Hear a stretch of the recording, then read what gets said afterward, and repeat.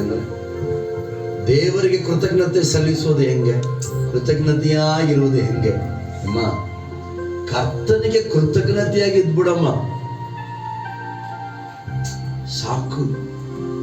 ನಮ್ಮ ಜೀವನದಲ್ಲಿ ಕರ್ತನ ಖುಷಿ ಪಡಿಸ್ಬಿಟ್ರೆ ಸಾಕು. ನಮ್ಮಲ್ಲಿ ಕರ್ತನ ಆನಂದಿಸ್ಬಿಟ್ರೆ ಸಾಕು. ಇನ್ನು ಯಾರು ಆನಂದಿಸಿದ್ರು ಆನಂದಿಸದೇ ಇದ್ರು ದೇವರ ವಾಕ್ಯ ಹೇಳುತ್ತಿದೆ, ಕರ್ತನ ನಮ್ಮ ಸಂಗಡ ಇರುವಾಗ ನಮ್ಮನ್ನು ಎದುರಿಸುವವರು ಯಾರು? ಕರಗಳ ತಟ್ಟಿ ಕರ್ತನ ನಾಮಕ್ಕೆ ಮಹಿಮೆ ಸಲ್ಲಿಸಲಿ. ಹಲ್ಲೆಲೂಯಾ. ಕೆಲವರು ಅಂತಾರೆ, ನಿಮ್ಮನ್ನ ಇಲ್ಲದೆ ಮಾಡ್ಬಿಡ್ತೀವ್ರಿ.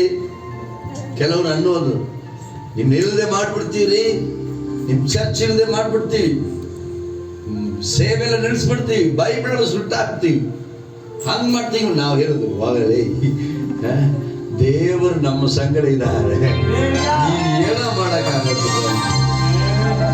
ಆಮೇಲೆ ಬೈಬಲ್ನ ಸುಟ್ಟಾಕ್ತೀವಿ, ನಿಲ್ಲಿಸ್ಬಿಡ್ತೀವಿ, ಚರ್ಚ್ ಎಲ್ಲ ನಿಲ್ಲಿಸ್ಬಿಡ್ತೀವಿ ಅಂತ ಹೇಳಿದವರೆಲ್ಲ ಸಮಾಧಿ ಒಳಗಿದ್ದಾರೆ.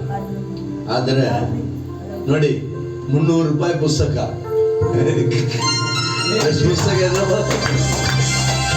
ಎಷ್ಟು ಪುಸ್ತಕ? ದೊಡ್ಡ ದೊಡ್ಡ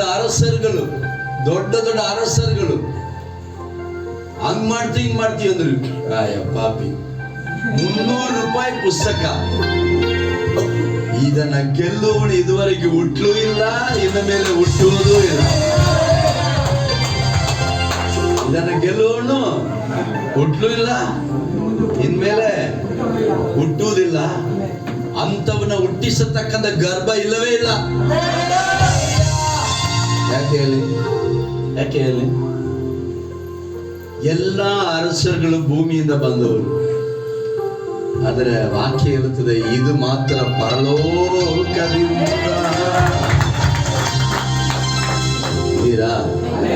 ಆರಾಧನೆ ಮಾಡೋಣ.